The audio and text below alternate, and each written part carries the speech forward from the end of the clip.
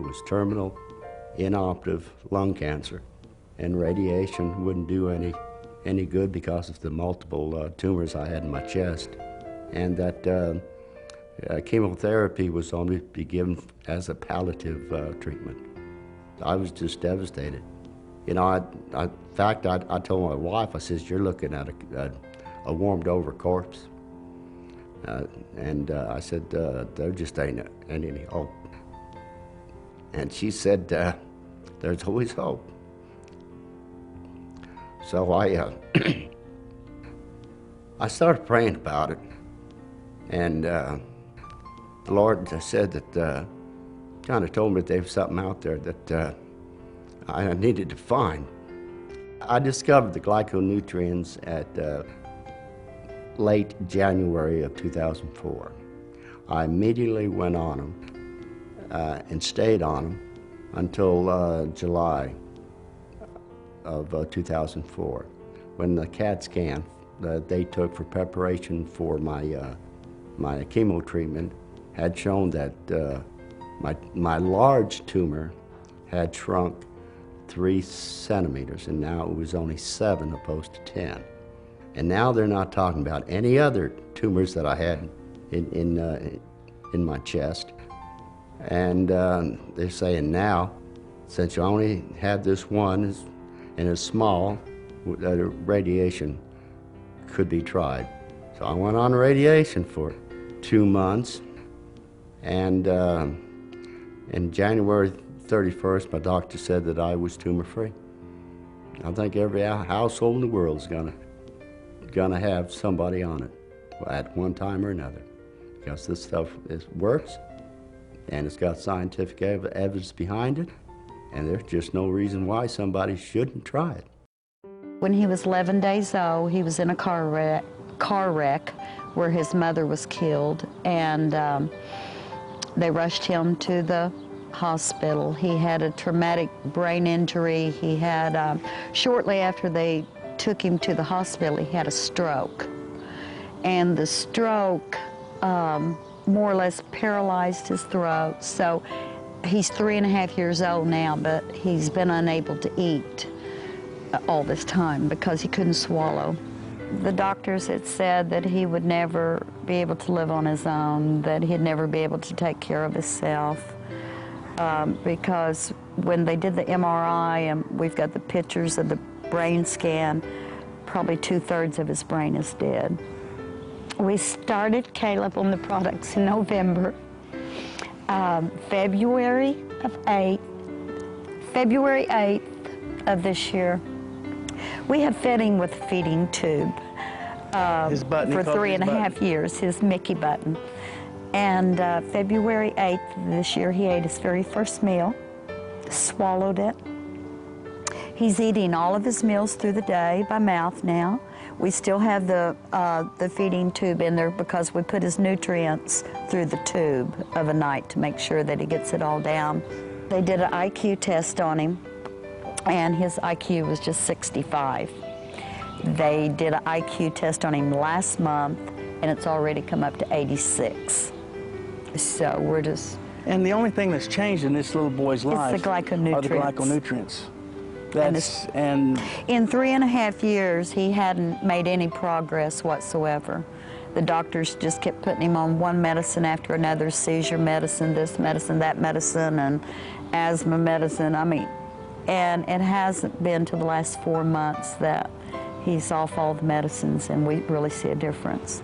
We've gone from being very distressed and depressed and at a loss to how to help him, to do anything for him, to being totally expectant and excited about his future and his opportunities and his abilities to fulfill what destiny God has him here for. He's special. The surgeon confirmed with the pathology report that yes, in fact, it was cancer, even though I had no symptoms. So in my opinion, it was clearly a God thing. So we then scheduled surgery, and at that point in time, I was given a phone call by a longtime friend of our family's who was involved with taking glyconutrients for her own health. And one thing led to another, and she was just emphatic about me having to take these glyconutrients. The subsequent pathology report on the lymph nodes came back that every single lymph node that they took came back completely negative for cancer, which is wonderful news to me, my family, obviously. And we had a lot of praises going around. Is it an end-all, a cure-all? I don't know. All I know is I started taking it and it worked for me.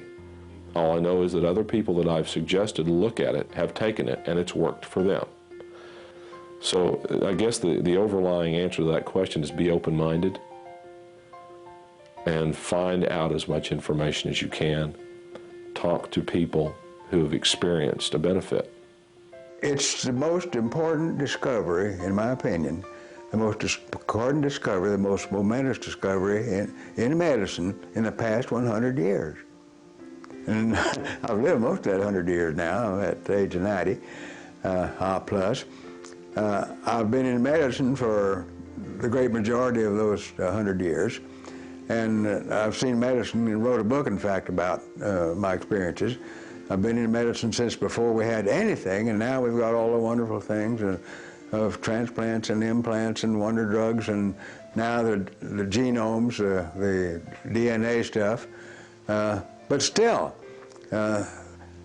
it's not going to be the answer that we're seeing with these glyconutrients supplying what the body has to have and can't get any other way. I have seen the remarkable results on the one hand and the good results on the other, but it's worth it. You know, it's hope, and like nothing we've ever seen before, nothing like I've ever seen before.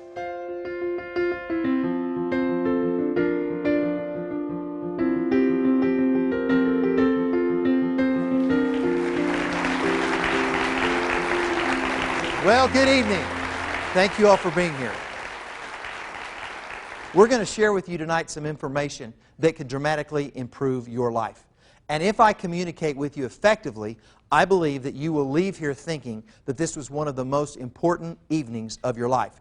I want to tell you, first of all, where I heard about this, because this is pretty significant. I got a phone call one day from a friend of mine, and she started making all these promises and all these claims about something that just sounded entirely too good to be true. Have you ever heard somebody say something like that?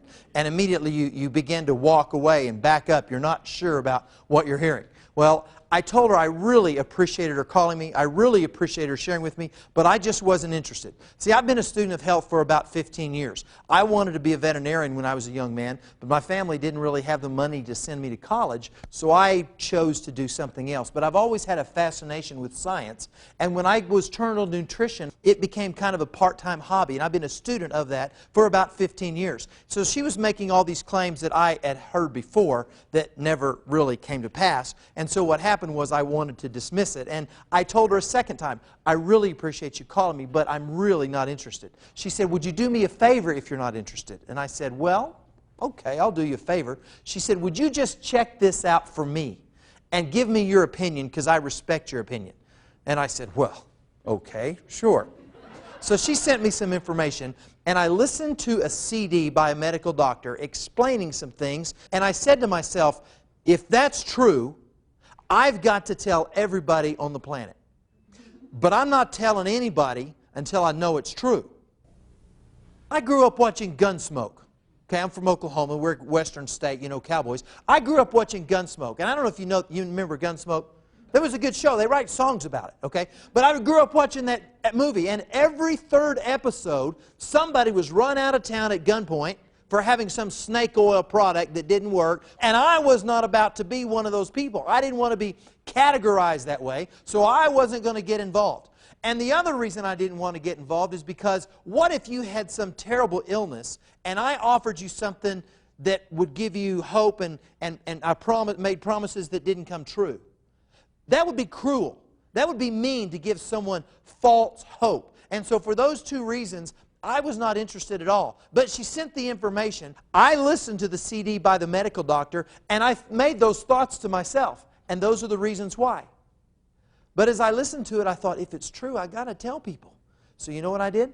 Over the next 3 weeks, I invested over 100 hours in 3 weeks, while I had a full-time job, doing research to find out if it was really true or not. And you know what I decided? I think it's true. And so then what I did was I started taking advantage of this new technology. I got my mom and my dad and my best friend from high school and one of my mom's friends all taking this technology, taking advantage of this technology. And in a few short weeks, we saw some amazing things happen. First of all, I wound up one day, woke up, realized there's a pack of Rolaids I bought about 2 months ago, and I haven't had to use it in 2 months. I woke up one day and I had a keratosis on my eye, a little scaly, flaky place, and I'd been putting some topical on there, and it had gone away. My mother could all of a sudden bend over and pick up a sock off of the floor without having acid reflux come up into her chest. Her back got better from the degenerative disorder that she had that caused her constant chronic pain. My 84-year-old dad, he was 83 at the time, had constant tearing in his eyes for years. His eyes stopped tearing. My best friend from high school was a diabetic, and he was taking medication, and he was able to stop taking the medication and maintain good blood sugar levels. My mom's friend came up to me one day, and she grabbed me by the shoulders, and she says, "Don't you ever, ever, ever, ever, ever let me run out of that stuff." Yes, ma'am, I won't let you run out of that stuff. She was going through menopause, and she wasn't sleeping at night, and she was having hot flashes. So I said, "Yes, ma'am, I won't let you run out." So you know what I decided? I think I'm going to have to tell people about this because people would want to know. So I spent about the next 3 months doing an exhaustive study of everything I could get my hands on, and I started telling people, and we've seen some amazing results. So much so that I've committed the rest of my life to do this. This has become a vocation to me, something that is more important than just a job, something that moves your heart and moves your passion. And I want to share it with you because if you're sick, this might be able to help you. If you're well, this might slow down the aging process so you can live longer and healthier. Now let me tell you something. This is not medical treatment. What we're going to talk about tonight does not treat anything, does not cure anything. All right? What it does is supports your body's ability to function normally. When your body functions normally, you don't get osteoporosis. When your body functions normally, you don't get cancerous tumors. When your body functions normally, you don't have insulin-deficient problems and you're not diabetic. All of those things are symptoms that are a result of a dysfunction in your body. When your body functions normally, you don't have those problems. What we're talking about tonight is some new discoveries and some new understandings about what your body needs to function normally. And when you put it in your body will function normally. Okay? So with that said, let me ask you a question. If science had discovered how the body functions and what it needed to function normally and overcome sickness and disease and live longer, would you want to know about it? Would you want to know about it now, even though it wasn't yet common knowledge? Or would you rather wait another 5 or 10 years until it became common knowledge to begin taking advantage of this technology and improving your health? So we're all in agreement. We'd want to know, and we'd want to know now. Excellent. Then that's what we're going to introduce you tonight to. And the first thing I want to do in order to do that effectively is I want to introduce you to one of my favorite words. Because understanding this word empowers us to be successful, and it limits us. That word is the word paradigm. Paradigm. Now most of us have heard of that word, and we think of it as a model or the way we see things, okay? But I want to give you a new definition of a paradigm. My favorite definition of the word paradigm is this: a set of beliefs which limit success. A set of beliefs which limit success. How many of you remember the year 1400? Okay. How many of you remember studying the year 1400 or the 1400s? Back then, everybody thought the world was flat. You remember this? Okay? And there were people that would begin to say the world is round. And when people would say that the world was round, they would be criticized, condemned. Some of them were killed for that heresy of making such a foolish statement. Okay? Let me show you something interesting. There was also the belief that the world is round, and here's Europe and Africa and wherever it goes, and over here is Australia, where all the mates live. And there were people that made their living traveling from here to the Far East by camel, by donkey, by caravan, and trading goods, returning to here to sell their goods. That's how they made their living. Now listen, this is very important to what we're talking about tonight. There were people here that believed the world was round, and they began to say, I think we can sail around the world and back faster than you can travel across country by camel or donkey or whatever. Now, let me ask you a question. Think about this. These people had made their living for years doing this. This was their livelihood. Someone comes along and says, I think we can sail around the world and back faster than you can do that.